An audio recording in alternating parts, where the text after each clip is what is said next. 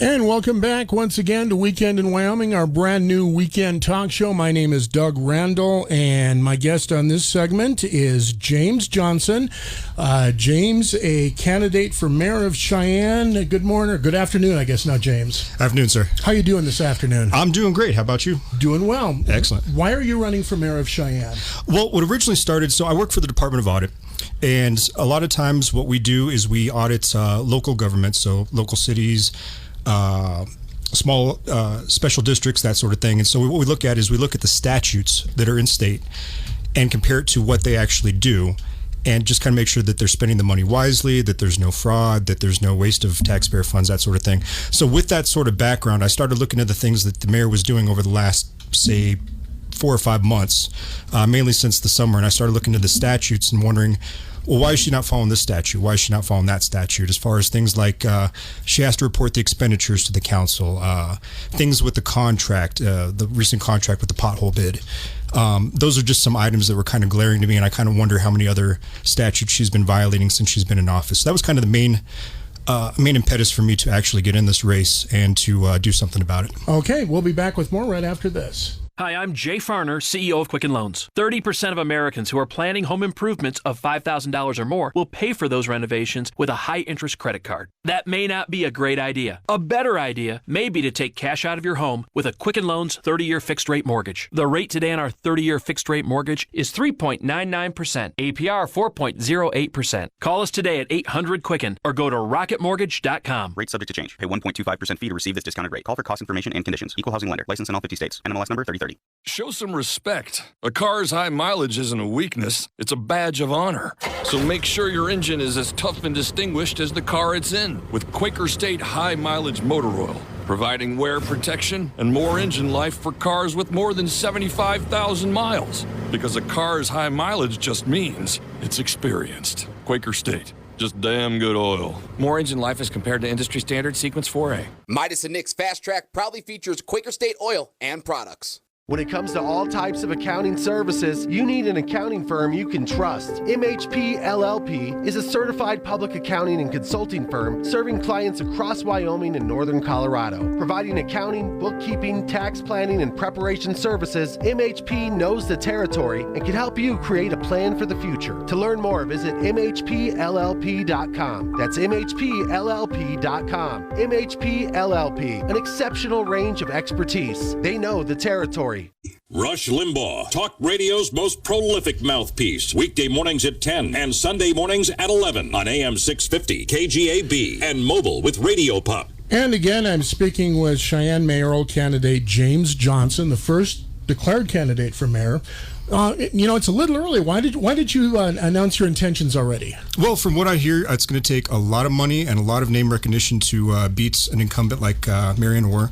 So I figure start early, get my name out there, hopefully get a lot of people backing me up, either just by word of mouth support or even with financial support, ideally, because people are telling me I'm going to need between $30,000 and $50,000 to beat her, and that's not something you can really jump in the race in May to do, to raise that kind of funds to be able to beat her. So that's just kind of my reasoning behind it. Let's start early and see if we can build up some base. Have you started raising money yet? I've tried to, and I've reached out to a couple of different larger organizations like the Realtor Association, the Firemen's Union, that sort of thing. And I think what a lot of people are doing is they're kind of waiting to see who basically rises to the top before they throw some support at people. And I understand that. I mean, you don't want to back the horse too early and end up backing the wrong horse, and that's totally understandable. But I do want to speak with them one-on-one, want to speak with anybody who might be able to give me a little bit of financial support. But of course, always the word-of-mouth support is going to be the big thing too. Do you plan to put some of your own money into the campaign? Or I have already. I don't make a lot of money, and I'm not independently wealthy. I don't have wealthy relatives. I'm just I was raised poor. I'm a rice and potatoes kind of guy, but the money that I do make from my salary, some of it is going to the campaign just to kind of get things rolling and get some of these ads out there and get my name out there. And speaking of which, what do you do for a living? I work for the Department of Audit, Wyoming Department of Audit. And as I mentioned before the commercial break, my particular division, we audit local governments, so small towns, special districts, that sort of thing. And with that kind of background, with that kind of experience, that's what kind of made me want to jump in this race considering some of what I see as statute violations and ordinance violations, like for example with the basically buying for booze on the town credit card or city credit card. It kind of seems like why are the employees not allowed to do that, but the mayor is allowed to do that? So I think that's kind of a glaring omission on the part of that ordinance. That sounds like Councilmember Case is going to address along with the rest of the council. So that'd be a good step. But it sounds like it's not illegal right now. Unfortunately, it's not. And even if it is legal, like Case mentioned during his interview, people get a slap on the wrist. We need to have stronger teeth. Or you have somebody in place that's actually going to follow the rules. Mm-hmm. And I'm a by-the-book person. I'm a former airman. Mm-hmm. We've always been by the book, and it's just, honor, integrity, service before self. That's what I live by. While I work for the Department of Audit, I have to go by their rules, mm-hmm. and otherwise I'd lose my job. But same thing with being mayor. If I'm mayor, I'm going to go by the rules that are set out for me, mm-hmm. and that's the ethics that I'm going to go by. As far as this is the taxpayers' money. This is not my personal money. This is not my slush fund mm-hmm. to spend. So when I want to cut expenditures, for example, I'm going to look into ways that we can save the taxpayers' money. Is kind of what it comes down to, because mm-hmm. decorations, doing parties, that sort of thing that was on that list. Have you looked the list over? I have looked the list over. So, for example, what we do in our department is we have a social activities committee. Mm-hmm. All the employees pay into it.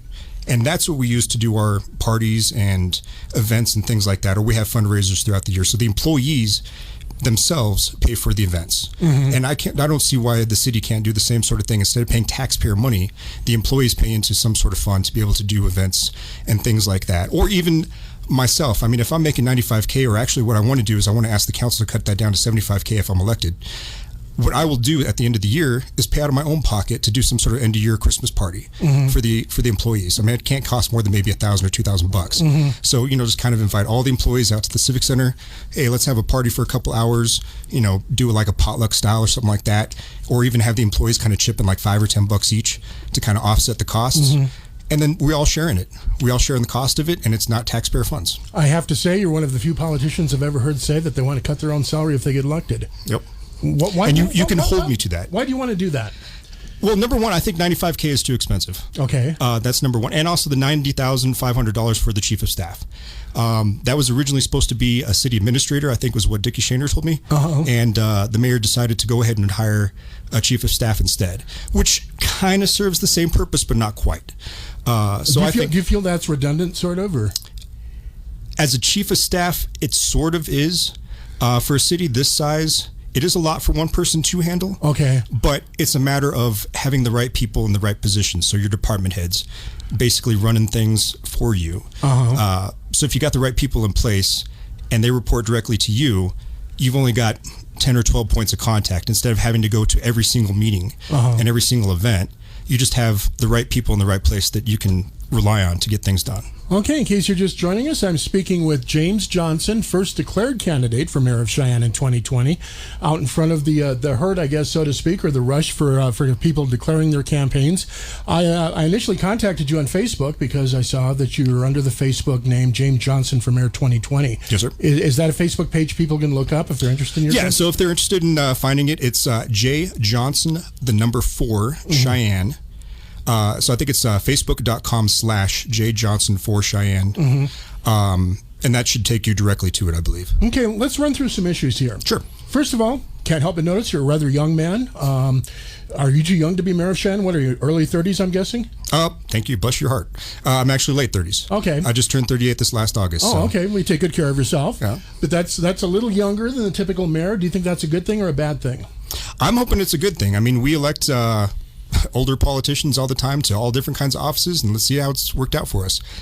You got somebody with quote-unquote experience, and that experience means that they know how to work the system, game the system for their own personal advantage, is the way I look at it. So I think having somebody who is an outsider, think about Trump, for example, at the national level, but you have somebody who is an outsider. I don't have any political friends here. I don't have any family here. I don't have anybody to benefit other than the people of Cheyenne. And that's the way I look at it. So regardless of what my age is, regardless of the fact that, number one, I'm from Colorado, I know that's going to be a detriment, but I moved here specifically. I chose to move to Cheyenne because I believe in the culture here in Cheyenne, and I want to keep this culture the same way. So I don't plan on changing Cheyenne to Colorado or to Denver. I want to keep Cheyenne. Because that's the first thing you're going to hear. I see it on Facebook all the time. They want to make Cheyenne like Colorado. You're saying, no, that's not your goal. No, not at all. I want Cheyenne to stay Cheyenne. Now, you said you were an airman. Did you serve at F.E. Warren by chance? Or? I did not. I was actually down in Lackland. Okay. Yeah. Well, so how did you come to Cheyenne? It's a long story as far as just kind of moving about, but with my last job, I was about for a decade. I was a financial and marketing analyst for a major bank, a major national bank. Our department went under, unfortunately, through no fault of our own. It was just a matter of cost cutting by the department or by the bank itself. And so I was looking for a new job. I couldn't really afford to live in Denver anymore because Denver got so expensive because of all the issues that are going on there. And lots of people moving there from California and from other states, just kind of jacking up the housing rates. Something I don't want to see happen here either because housing's already tough here. But so I just kind of decided I need a fresh start. I want to live someplace that I feel comfortable, and Cheyenne was at the top of the list. Plus, I mean, I still got family in Denver, so this is pretty close that I can just drive, down I-25 to see them if I need to. James, looks like we have a caller. Good morning or good afternoon, caller. You're on the air. Hey, good afternoon, Doug. Good afternoon, James. Hey, Eric, what's up? Hey, Mr. Johnson, you're sounding like M. Lee. You know what they did to him, right? M. Lee gave back money from his salary. And I know that for sure because I was one of the persons that handed out $50 bills to just people on the street. That's all. So you're gonna have a tough battle ahead of you because you're gonna disrupt the system, and they don't like that. See, if you take a salary cut, that means whatever may have follows you in the future, people are going to expect to pay that person maybe just a little bit more than you, of cost of living, and I think that you're going to have a big problem. If I lived in a city, I would vote for you on the way you're talking, but I don't think you're going to last. James?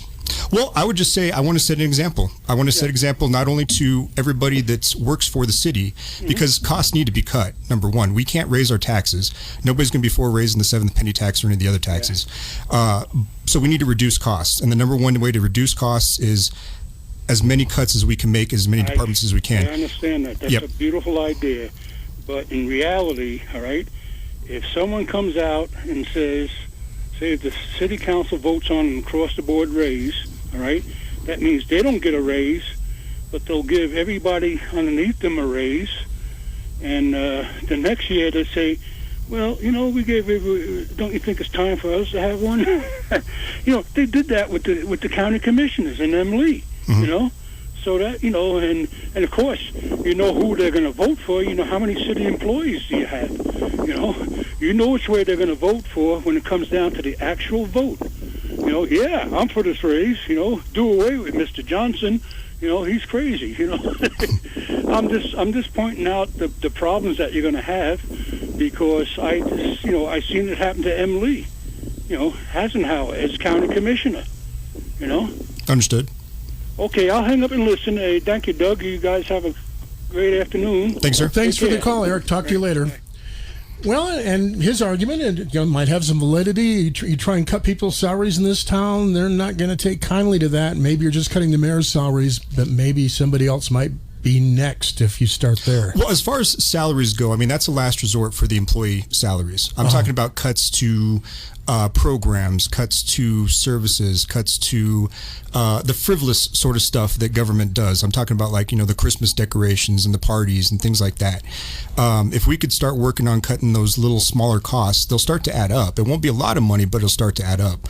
I've looked at the last couple of budgets, and I think that there's probably about $1 million that we can cut out.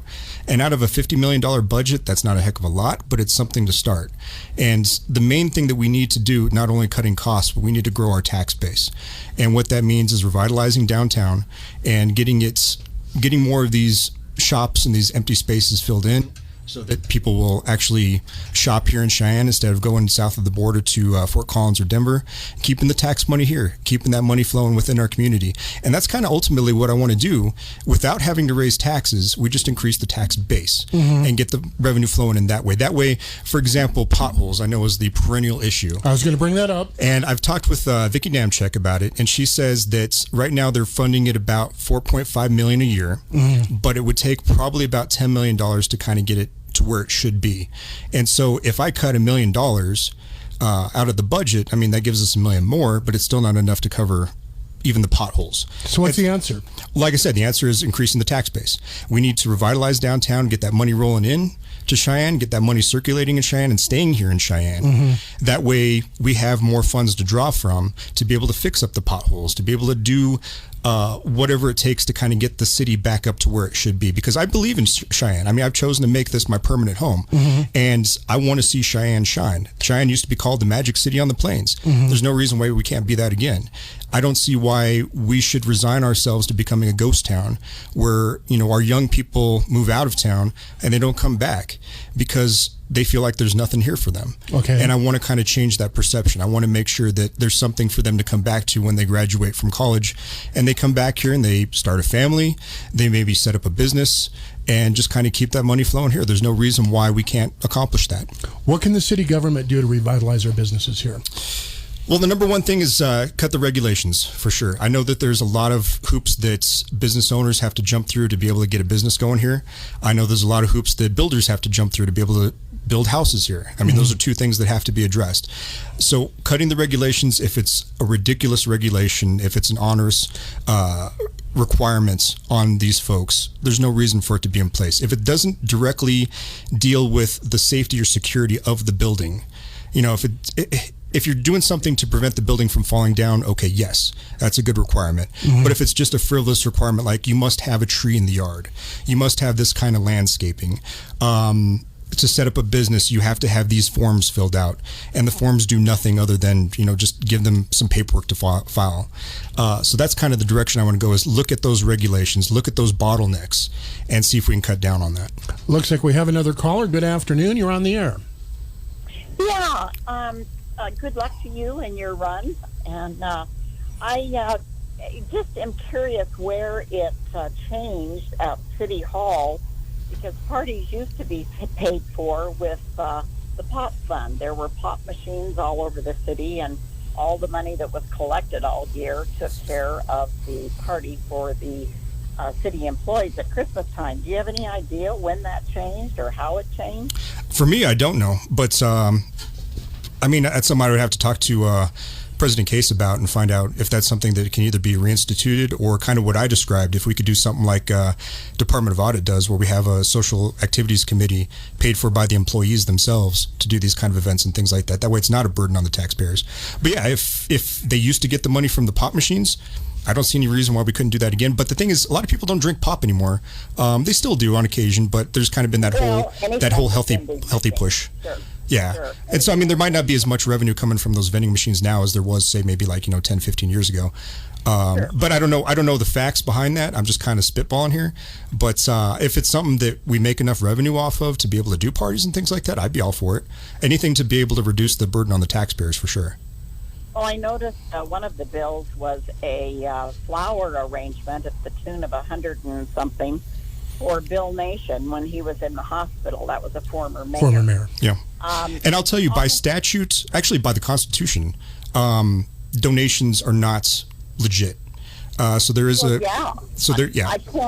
can't imagine that. I mean, I can see a collection being taken. Yeah, exactly. I cannot see spending that on a former mayor. Exactly. I mean, no disrespect to him.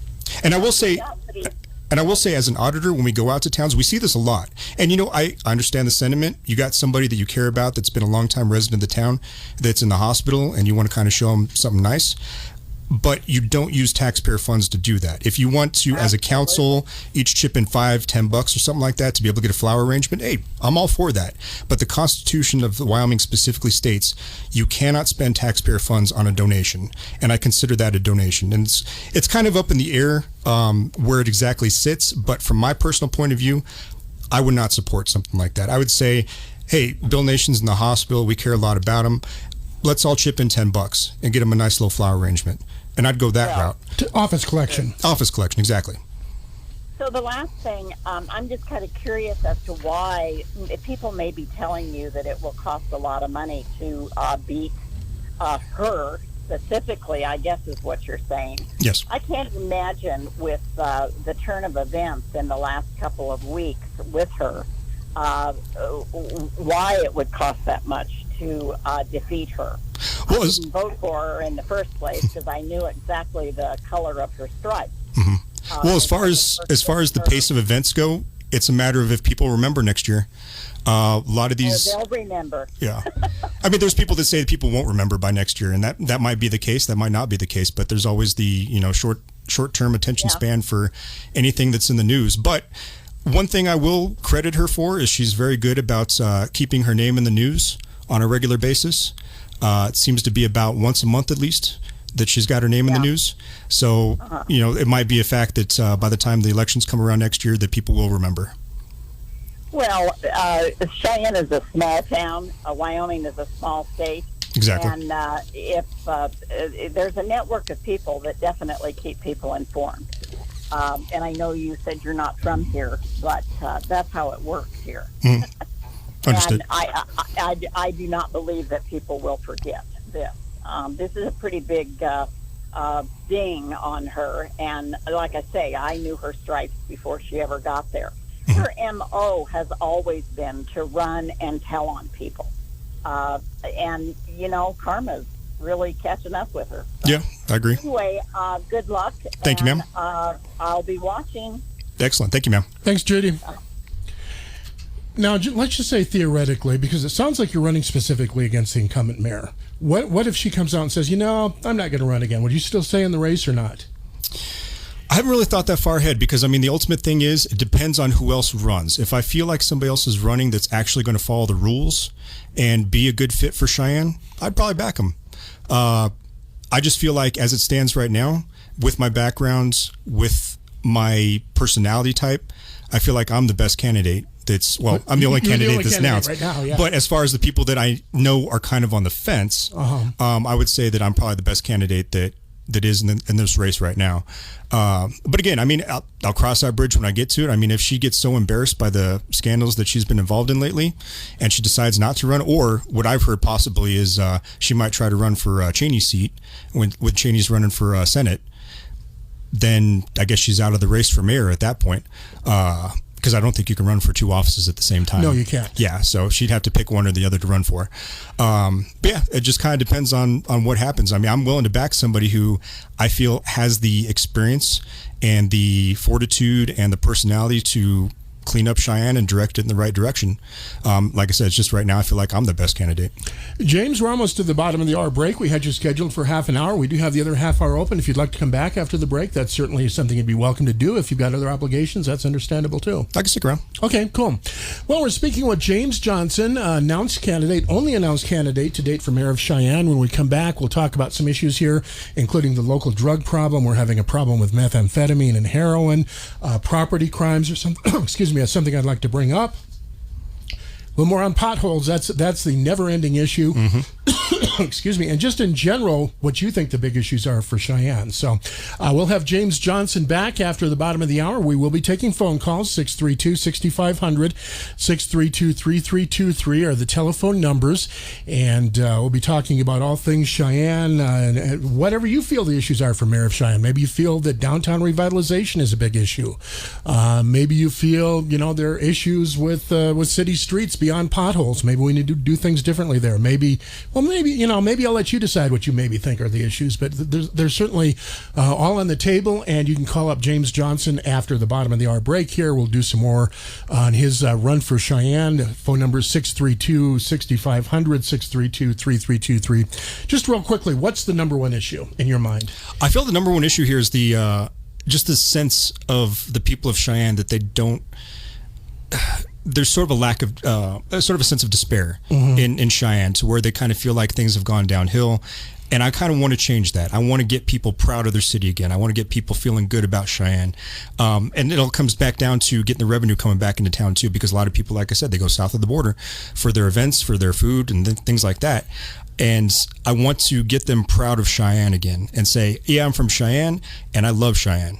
Isn't a certain amount of the traveling to Colorado, though, a cultural thing just to get out of town for a day and that sort of thing? And it could be, for sure. I just think it's a matter of kind of how often people are doing it. What I hear from people is we got the same 5 chain restaurants here. Mm-hmm. There's only a couple of clubs to go and hang out at.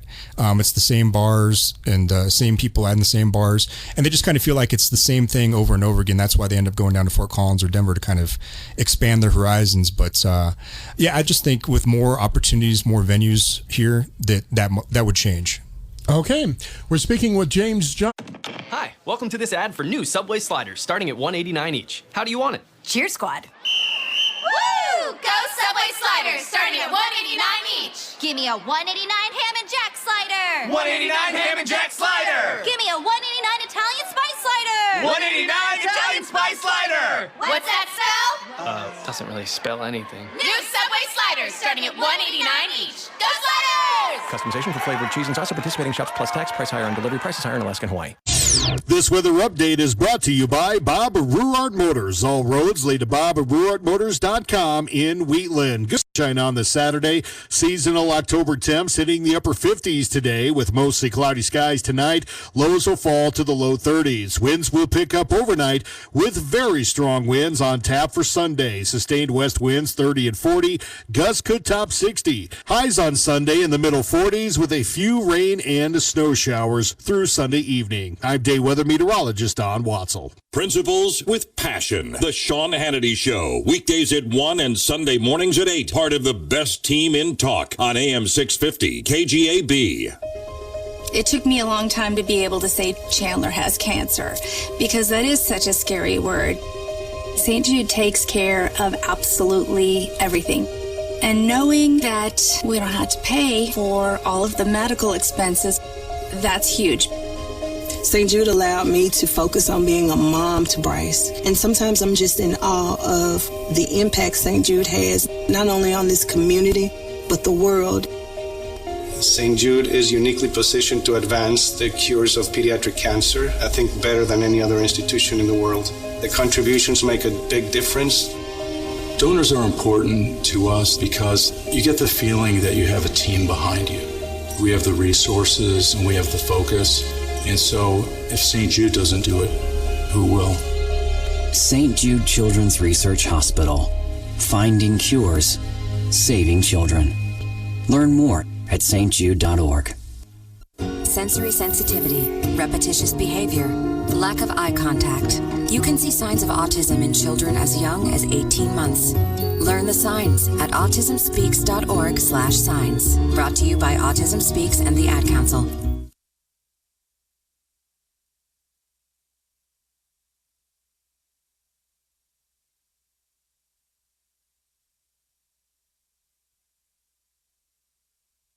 And we're back once again. I'm speaking with James Johnson, first announced candidate for mayor of Cheyenne. And James, there were a number of issues I wanted to hit, but I did want to bring up one thing. A lot of candidates when they run, and this is very common for any office in Wyoming. My family's been here 4 generations. My grandparents, homesteaded in 1886. You're a guy who's been here 2 years. Is that a problem? I suppose some voters could see that as a problem, but I look at it this way. I came from a state that was being poorly run, and I know what looks bad. Mm-hmm. And what I see in this current mayor looks bad. And that's kind of, like I said, going back to the start of the interview, that's kind of what made me jump in this race to begin with. But I moved from Colorado specifically because I don't want to see Wyoming turn into Colorado, and I definitely don't want to see Cheyenne turn into Denver. Mm-hmm. So if people are concerned about that, I can tell you not to be concerned about it, but I mean, it's up to you to make up your mind if you feel that way or not. But I saw what happened in Colorado over the last, say, 10, 15 years. I do not want to see that repeat here at all whatsoever. What caused the problems in Colorado, in your opinion? So the main thing was the pot. And I know a lot of people are mad at me about that because a lot of people want marijuana legalization here. Well, number one, a mayor can't legalize marijuana. It's not really a city issue. Yeah, exactly. And so, I mean, it'll be up to assuming it's nationally legalized, it would still be up to the Wyoming state if they even allow it in the state, and chances are they probably wouldn't anyway. So it's kind of a non-issue, especially for a mayor candidate, because there's nothing I could do to legalize pot here anyway, recreational or otherwise. And besides, the sentiment isn't here for it anyway. I mean, a lot of the sentiment is against recreational marijuana. I've seen some polls that say they favor medical, but they favor medical strictly regulated, even further beyond what was regulated in Colorado. So, you know, that's kind of where the sentiment is as far as that goes. But so here's what happened in Colorado. You have a cash-based business because they can't bank legally. The retail for pot, they cannot legally retailers, they cannot legally bank. So these people are making hundreds of thousands of dollars, millions of dollars a year, and they can't put it into a bank. So what are they going to do with the money? The only thing they can legally do with it is buy up real estate.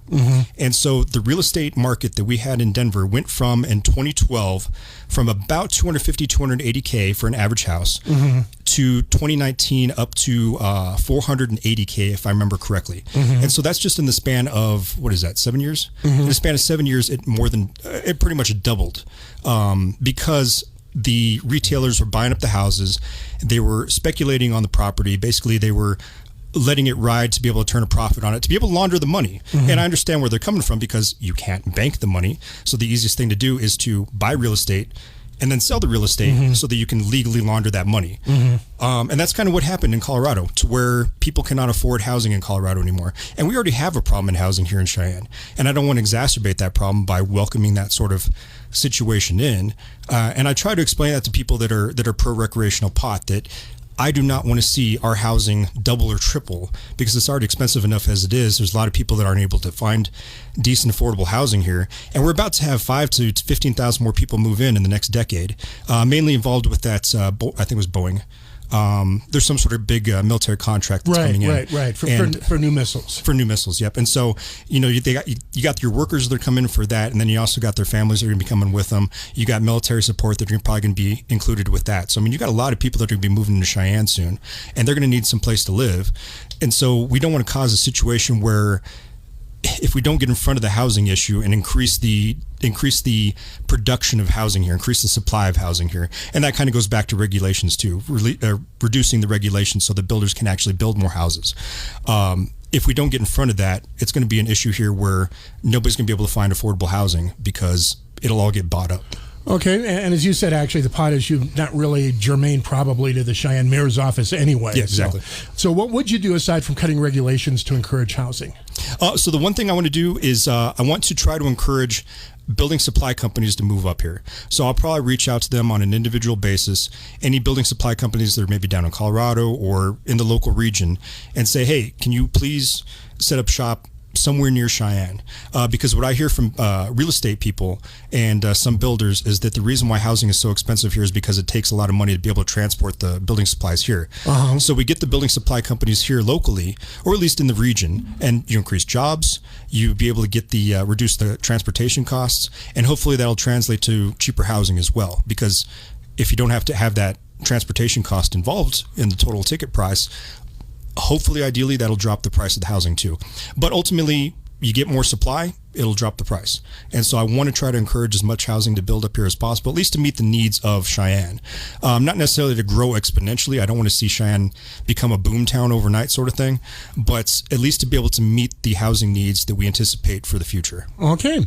Speaking with Cheyenne mayoral candidate James Johnson, we are taking phone calls, by the way, 632-6500, 632-3323. Back with more right after this. Life doesn't have a pause button. Thankfully, Enterprise keeps you moving forward with ease. Car in the shop? Stay in the driver's seat with the replacement rental. Looking to buy? Enterprise has access to over 500,000 quality pre-owned vehicles. They even make commuting to work a snap, so you can keep moving and grooving. Rent, buy, or share. Enterprise is the one place to go for every place life takes you. Hi, it's Jamie, Progressive's #1, #2 employee. Leave a message at the... Hey, Jamie, it's me, Jamie. This is your daily pep talk. I know it's been rough going ever since people found out about your a cappella group, Mad Harmony, but you will bounce back. I mean, you're the guy always helping people find coverage options with the Name Your Price tool. It should be you giving me the pep talk. Now get out there, hit that high note, and take Mad Harmony all the way to nationals this year. Sorry, it's pitchy. Progressive Casualty Insurance Company and Affiliates. Price and coverage match limited by state law. This Halloween, what are you wearing? A pop of color. If you're looking for something creepy, kooky, and altogether ooky, all you have to do is find your local Goodwill store and create a costume as unique as you are. You never know what you'll find. So, what's dark and bitter here other than yours truly? Halloween comes alive at Goodwill. I know, isn't it wonderful? Visit goodwill.org/Halloween. Then see the Addams Family in theaters. Say, if you're like me, you often get asked, what's new? And you probably respond with something like, oh, not too much. But at Wyoming Health Fairs, the answer is we have a new website. We have spiral 3D body scanners. And we have new days and hours in Casper, Cheyenne, and Laramie. Wyoming Health Fairs, offering low-cost blood screenings and free spiral 3D body scans every Tuesday through Friday from 7 a.m. to noon and Saturdays from 7 a.m. to 10 a.m. Visit our new website at whf.health for more information. State and local news you can depend on with the click of a mouse or the swipe of a finger. News on demand at KGAB.com or on the go with Radio Pump. And again, you're in tune with the Weekend in Wyoming program, brand new talk show. This is our third edition. We'll be on the air 11 to 1 Saturdays from now on. We're live on the air. This is not a recording. And I'm speaking with James Johnson, candidate for mayor of Cheyenne. If you have any questions or comments, phone lines are open, 632-6500, 632-3323. James, we were chatting during the break, and we talked about some issues here. You said one thing you'd like to work on if you were to be elected is the relationship between the city council and the mayor of Cheyenne. Is that correct? Exactly. And so Go ahead. What it basically comes down to is, granted, by statute, by law, they're two separate entities. The mayor does not work for the council or vice versa. So I understand that there's going to be that independence there, and there should be that independence there between the two entities. Mm-hmm. But in order to be an effective mayor, you have to be able to work with the council. And I understand our council's 9 people. They got 9 different personalities. I've heard a lot of people say the council's too big because of those 9 people on the council, and I don't plan on changing that at all whatsoever. I mean, it's in the ordinance. That's the way we do it here. But at least being able to work closely with those 9 individuals on a regular basis to where using work sessions, for example, being able to hash out any kind of differences we have before the regular council meeting. If there's a big issue, I do want to hear from the council members and kind of figure out, okay, well, what kind of compromise can we reach on this? What kind of consensus can we reach on this? Because they are representatives of the town just as much as the mayor is, or of the city, just as much as the mayor is. And so it's kind of up to all 10 of us to be able to move Cheyenne in the appropriate direction. And if I don't have their buy-in, if I don't have their support, I'm not going to be a very effective mayor. So I think it is very important to be able to speak with the council one-on-one, speak with them as a group, whatever it might take, to be able to say, hey, what kind of issues do you have with this proposal? Let me hear your feedback. Let's go ahead and work out what kind of differences we have. Let's see if we can come to some kind of compromise. Now, last weekend I had former city councilman Richard Johnson in.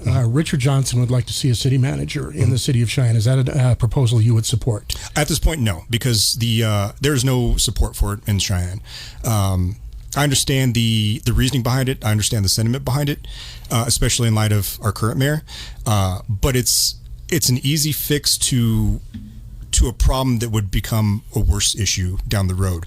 And I've mentioned online that I do sympathize with that drive to go to a city manager form of government. But again, as with the pot issue, the support is just not here in this town. Most people are against the idea of a city manager. They want to be able to elect their mayor every 4 years. Mm-hmm. And I get that. Just if we have a council that will hold a mayor accountable, and if I'm the mayor, I want the council to hold me accountable too. And I've told them that, several times one-on-one. I want to be held accountable. If I'm doing something wrong, tell me. If I'm misspending money, tell me. And I'm going to do the best on my part to not do that because I'm an adult. I can read statutes. I know what I'm supposed to do. But, I don't understand all the statutes. So if I happen to miss one or something like that, just tell me. Mm-hmm. Tell me, hey, this is not appropriate. You can't spend the money for this. I'd be like, all right, take it out of my own pocket. Mm-hmm. There you go. I've covered it. But yeah, that's what it basically comes down to is just as long as there is no support for a city manager form of government here in Cheyenne, it's not going to happen. Now, we were chatting also off mic about local drug problems, specifically meth and heroin. Mm-hmm. It seems to be an ongoing issue. It's not just certainly isolated to Cheyenne, but anyone who, for example, thinks heroin isn't here, you talk to the police, you're mistaken. Oh, yeah. Meth is an ongoing problem in Wyoming, has been for at least 20 years. Is there anything the mayor can do about it? Or, I mean, is that even a proper topic for the mayor to approach? Well, from the police department point of view, what the police department is doing now, I fully support. You have to address both the supply and the demand side of the drug problem. And so on the supply problem, what the police department is doing, what the DEA is doing, what the feds are doing, I fully support them, and I would continue supporting them the way they're doing as far as the drug interdiction and trying to keep the drugs from coming into Cheyenne. The demand side of the problem is where we suffer.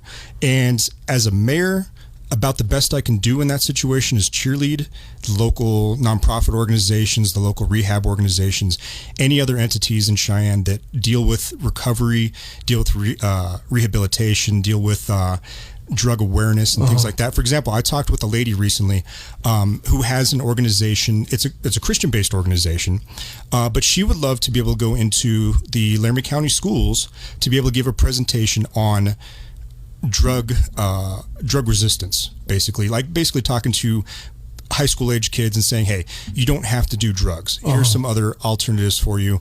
Here's some other approaches you could take. If things are going bad, talk to family members, talk to a pastor, talk to anybody who you trust, who you feel comfortable with, to try to avoid going down that path, because this is the path that's going to take you on.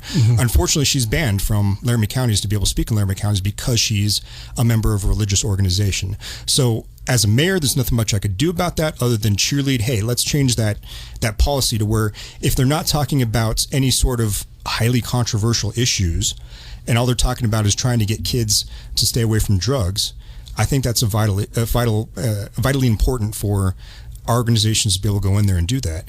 But the same thing with any sort of rehab organizations around town as well. We have a lot of organizations here. Some are good, some are bad. It just kind of depends on, number one, their funding, number two, their leadership. But being able to go out in the community and kind of communicate and let people know those organizations exist, especially the younger generation, because people start on drugs early. People start on drugs like 12 years old, and like the middle school age. And if we can get to them in that age range and say, hey, look, you got alternatives. You don't have, like I said before, you don't have to go down that path. Talk with these people. They can kind of help you stay away from that sort of thing. And that's the direction we have to take as far as dealing with the demand side of the issue. So reduce the demand, reduce the supply. Hopefully that cuts down a lot of the drug use, the illicit drug use. And so it's just a matter of addressing those two things. Now, will there still be drug use in Cheyenne? Yeah, there's always going to be drug use, especially in a city this size. Even smaller towns have drug use still. But if we can reduce the meth abuse, the heroin abuse, the cocaine abuse, we'll also reduce the property crimes, because a lot of the property crimes are related to people funding their habit. And so, the lock it or leave it, or lock it or lose it campaign that the Cheyenne Police Department puts on, basically spreading the awareness, hey, be sure you lock up your vehicle at night. This is Cheyenne in 2019. You can't expect that your vehicle is not going to be popped open and rifled through, and somebody's going to steal the gun that's in your glove compartment. Somebody's going to steal the tools that are on your back seat. Somebody's going to steal the purse that you leave on the console. But it keeps happening. I mean, the PD constantly puts out those reminders, and it keeps happening. What can be done to really get this through to people, if anything? I mean, at that point, it's kind of on the people. You give them the information, you spread the word, and it's ultimately up to them. They have the personal responsibility to lock it or lose it. So it's kind of up to them. Okay, I'm speaking with James Johnson, candidate for mayor of Cheyenne. Phone lines are open if you have a question or comment, 632-6500, 632-3323. James, something that has come up in the last few years and never gotten through the city council is a local non-discrimination ordinance on LGBTQ people. What's your feeling on that? Well, I think as far as the non-discrimination thing goes, it's just a matter of, I believe in merit-based. So as long as the person is good for the job, I don't really care what their background is. If they're bad for the job, I want them gone. But what I'm actually asking is, would you support an ordinance that would penalize businesses for perceived discrimination? No, not at all. Why not? I don't feel that's the responsibility of government to issue social policy like that. Like, for example, the vape ban that recently went through. I don't feel that's the appropriate form of government. Now, the argument for that was we already have a smoking ban, so we're just making the rules consistent. How would you respond to that? Well, they made the rule consistent inside personal businesses. So it's up to the business owner if they want to allow smoking or not. If the local bar wants to allow people to smoke inside, that should be their right to be able to allow it. If they want to allow vaping inside, that should be their right to be able to allow it. So it kind of all goes back to the same thing where if what's a local business? I don't want to pick on anybody. So we'll say like, ABC Home Mortgage or something like that. If ABC Home Mortgage decides that they don't want to hire transgender people, okay, if you got an issue with that, put it on blast on Facebook. You can organize a boycott or a protest or something like that. That's your right to do. But I don't think it's the appropriate role of government to say, okay, well, you're not going to hire this transgender person, so we're going to fine you $750. And as you know, there's an ordinance in not Casper, Laramie. They actually have a prosecutor who's in charge of this, and people can be fined or jailed, as I understand it. And that seems like a waste of taxpayer money.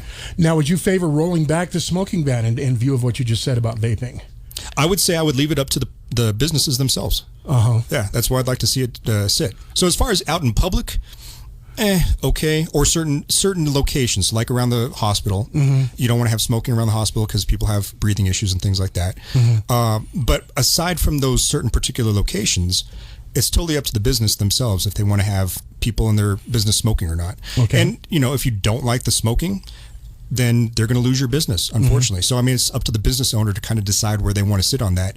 If they want to allow smoking because they think it'll bring them more business, hey, go for it.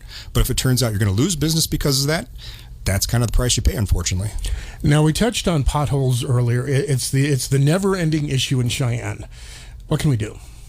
Well, like I said, just increase the tax base. If we get more revenues coming in, and like I said, by revitalizing the economy here, we get more revenues coming in as far as sales taxes, property taxes, things like that.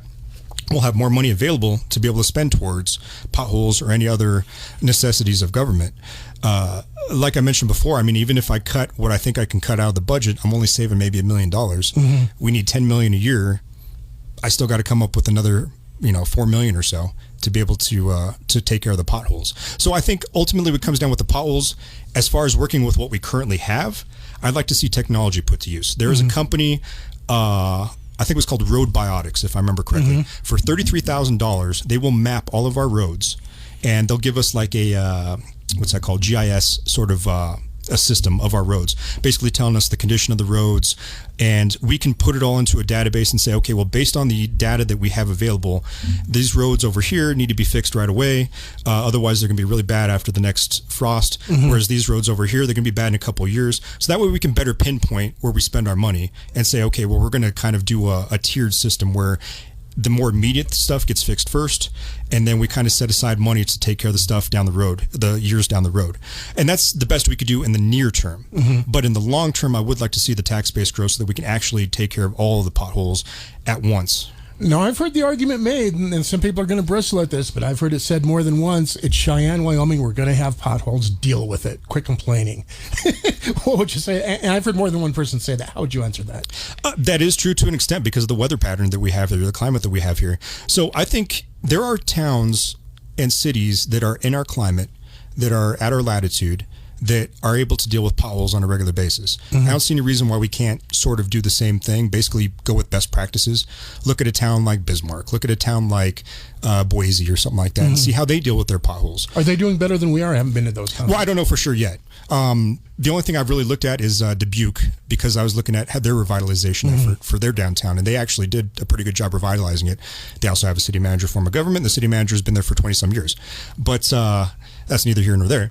But as far as looking at other benchmark cities for our pothole issue, I think that's kind of the way to go. Again, in the near term, kind of figuring out what can we do here in our climate. For example, you got Nationway with that double chip seal. Bad move. Waste of money. Simon's still going to get that money in that contract as far as I know. But that was a total mess. And that's just a matter of knowing that in this climate, that does not work. In other climates, it would be fine. But in this climate, it does not work. And that's why I ended up with that sludge all over Nationway, unfortunately. I think it was last summer. So, I mean, it's just things like that. Just being smarter with our money. And the unfortunate thing is, if you have a mayor in place that believes that taxpayer money, we'll spend it on whatever we want to spend it on, versus a mayor that's like, I'm putting trust of this money, and this is my money, this is my neighbor's money, this is my best friend's money, I'm going to spend it wisely. And that's kind of the way I want to approach things. We have to look at our costs and say, okay, what's the most cost-effective way we can deal with this issue? And that way we don't waste money, we don't fraudulently abuse money. And that's kind of what I'm ultimately getting at is I want to be able to do that to where we control our costs and save the taxpayers money. Another comment I hear just in the public in general, and this has been going on for years, is, hey, Cheyenne Frontier Days is great, but it'd be nice if we had some other attractions here the rest of the year. Is that something the mayor can or should address? Yes. So I've been talking with the DDA and Visit Cheyenne. I've also talked with Tom Herzig over at the CFD as well to try to see if we can possibly do more events throughout the year. And what I'd kind of like to see is maybe 3-day festivals, maybe 10 times throughout the year. Mm-hmm. And that'll kind of bring in some dollars, bring in some revenue from locals as well, and kind of get people out there to kind of be involved in the community again. So we have Fridays on the Plaza. That's been a huge success. Mm-hmm. So if we could do something kind of similar on a regular basis throughout the year and just kind of spread out those events to where there's always something going on in Cheyenne. I look at other towns like Deadwood, for example, and they kind of do that. They have events throughout the year. Too, though. They do. But they have events throughout the year. Mm-hmm. And so it kind of gives the locals something to do. It kind of brings in the tourism money. And, of course, the tourism money comes in for the gambling, too. But, if we could do those sort of events on a regular basis throughout the year, I think that'd be a great boon to Cheyenne. Now, the last Super Day, of course, there were some comments. The mayor questions whether that's something that maybe we're going to be involved in the future. How do you feel about Super Day? To be honest, I don't know too much about it. I didn't participate in the Super Day last year. I've only heard about the events afterwards. Mm-hmm. From my understanding, Super Day is basically like a big, like a city block party, basically. Sort of. It's a long-term tradition. It celebrates the beginning of summer. Holly Frontier Refinery has been active in it for years. Mm-hmm. City Recreation Department. It's kind of the unofficial kickoff of summer. It's held in late June, like the 22nd usually. Mm-hmm. The mayor did question some of the costs associated with it last year. Well, considering the cost that she's had over the last couple of months, I don't think she's in a good spot to be able to question the cost of an event like that. Now, the way I would approach it is I do like the idea of giving taxpayer money back in the sense of events like that. Ideally, it would be better to have more private backers on that sort of thing. And I don't know, you said Holly Frontier Refinery. Holly Frontier Refinery. So if they're one of the big backers, the financial backers of it, for example, if we can get other people to kind of financially back it, and then maybe just the city coordinates it, provides security, that sort of thing, I don't see an issue with that. If the city is one of the main funders of it, I kind of wonder, like, is this an appropriate use of taxpayer funds? Because I would be hypocritical to say I want to cut back on employee parties and employee decorations and things like that throughout the year, but I'm okay with doing an event for the city. It's kind of, to me, it's kind of apples to apples as far as it's all taxpayer money. Am I spending it wisely? Right. The money that I'm spending on Super Day, for example, would that be better spent on potholes? Would that be better spent on revitalizing downtown and that sort of bigger picture items? Mm-hmm. But again, I mean, it seems like it's a really good event. People love it. And I don't see any reason why, as a mayor, I can't go out there and try to rouse up some private support for it and get it privately funded. Okay, we're just about out of time. James, is there anything that we haven't discussed this morning that you'd like our listeners to know about, or any topics you'd like to hit that we haven't hit? There's nothing really I can possibly think of off the top of my head, no, unfortunately. Sounds like you're a libertarian. Would that be an accurate characterization? I used to be a libertarian until Colorado, and then I went I don't mean Libertarian Party, but I mean libertarian with a small L. Yeah, well, I hear you. Like I said, even small L. I used to be libertarian in Colorado, but after Colorado literally went to pot, I went hardcore conservative. So you consider yourself a conservative then? How would that translate in local government? Smaller government, lower costs, and more effective transparency, being responsible to the people for their money and for their use. Okay, I'd like to thank my guest in this segment, mayoral candidate James Johnson. James, thanks for stopping by. We'll probably talk again in the future. Appreciate it, sir. Thank you.